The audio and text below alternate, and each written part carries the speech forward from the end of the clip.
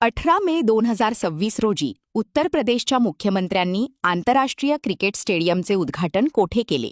गोरखपूर. कोणत्या राज्याने तिसऱ्या टप्प्यात 30,000 रुपये आणि 4 वर्षांच्या मुलांसाठी 40,000 कोटी रुपयांच्या गुंतवणुकीची घोषणा केली आहे?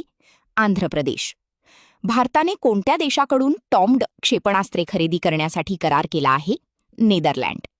इराकचे नवीन पंतप्रधान म्हणून कोणाची निवड झाली आहे? अली फहील कासिम अली. कोणती भारतीय कंपनी चिप उत्पादन सेमीकंडक्टर फॅब क्षेत्रात गुंतवणूक करणार आहे?